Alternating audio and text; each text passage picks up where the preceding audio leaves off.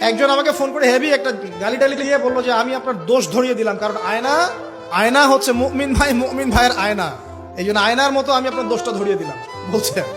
তা আমি বললাম, ভাই একটা কথা বলি, তাহলে কিছু মনে করেন না। ঠিক আছে বলেন। আমার ওস্তাদ আমাকে শিখিয়েছিলেন ছোটবেলায়, একজন মুমিন আর একজন মুমিনের আয়না ঠিক আছে, কিন্তু আয়না কখনো কথা বলে না, আয়না চুপচাপ নিজের চেহারা দেখিয়ে দেয়। কথা বুঝতে পারছেন? আয়না কিন্তু কথা বলে না এত বেশি, আয়না আপনাকে চুপচাপ নীরবে আপনার দোষটা দেখিয়ে দিবে। আপনার এখানে কেটে গেছে, আয়নার সামনে দাঁড়ালেন, শেভ করার কাটার কথা বলছি না, আবার শেভ করতে যায় না, আবার গাল কেটে গেছে, আয়নার সামনে দাঁড়ালেন, আয়না কি বলবে এই তোমার গাল কাটা? আয়না কথা বলবে? আয়না নীরব থাকবে, কিন্তু আপনি ঠিকই বুঝে যাবেন আপনার কথা সমস্যা। এই হলো আয়না। মুমিন ভাই যে মুমিন ভাইয়ের আয়না, এর ব্যাখ্যা হচ্ছে এটা। যে অল্প বিদ্যা থাকলে এরকমই হয় মানুষের। তো দুটো কথা বলি। আল্লামা রুমি বলেছেন যে তুমি শব্দ দিয়ে যুদ্ধ করো। কি দিয়ে? শব্দ দিয়ে। বজ্রপাত দিয়ে যুদ্ধ করো না। বজ্রপাত মানে চিৎকার চেঁচামেচি করে না মানুষ, বজ্রপাত দিয়ে যুদ্ধ করো না, কারণ বজ্রপাত দিয়ে কখনো গোলাপ ফুল ফোটে না।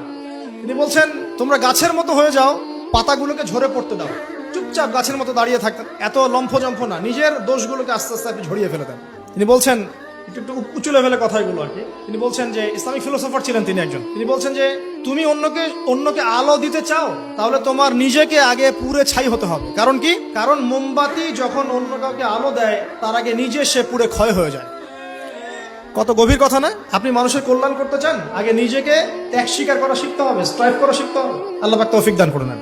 5 নম্বর যেটা ছিল কি, হ্যাঁ, আমাদের যতটুকু প্রতিভা আছে এই প্রতিভাটাকে দিয়ে ইসলামের খেদমতে কিছু না কিছু করতে হবে। কিচ্ছু পারেন না, একটা এতিমখানা করেন, বিধবা নারীদের জন্য কিছু করেন, একটা বৃদ্ধাশ্রম করেন, একটা মসজিদ করেন, একটা মাদ্রাসা করেন, একটা সামাজিক সংগঠন করেন, মানবতামূলক কাজ, সেবামূলক কাজ হবে, সোশ্যাল কাজ করেন। যা পারেন ভাই দিনের জন্য কল্যাণকর হয় সেটাই করেন ইনশাআল্লাহ। এবং উম্মার মাঝে বিভক্তি সৃষ্টি করতে যাবেন না, সবাইকে ঐক্যবদ্ধ করার চেষ্টা করেন। আর যারা বিভক্তি সৃষ্টি করছে এবং ভেতরে ঢুকে ইসলামের ক্ষতি করছে, এদেরকে খুব খিদিরের মতো দৃষ্টি নিয়ে দেখবেন, এদেরকে টোটালি সমাজ থেকে বয়কট করে দেবেন ইনশাআল্লাহ। আমরা থাকি বা না থাকি, নসিহতগুলো থাকবে ইনশাআল্লাহ, এবং এইভাবেই ইনশাআল্লাহ তাআলা প্রজন্মের পর প্রজন্ম এগিয়ে যাবে ইনশাআল্লাহ। আল্লাহ রাব্বুল আলামিন আমাদের সবাইকে জ্ঞান অর্জন করার তৌফিক দান করুন।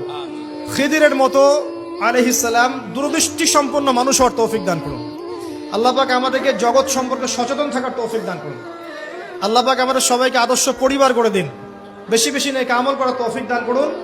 নবীর সুন্নত বাস্তবায়ন করার তৌফিক দান করুন। আমাদের ছেলে মেয়েদেরকে আল্লাহ পাক মুসলিমের মতো মুসলিম রূপে মানুষ করার তৌফিক দান করুন। আমাদের ভেতর বাইরের সমস্ত শত্রু থেকে আল্লাহ পাক উম্মাহকে পবিত্র করুন। আল্লাহ রাব্বুল আলামিন আমাদের সবাইকে ঐক্যবদ্ধ হওয়ার তৌফিক দান করুন, এবং আমাদের প্রতিভাগুলোকে ইসলামের কল্যাণে কাজে লাগানোর তৌফিক আল্লাহ পাক দান করুন। আমিন।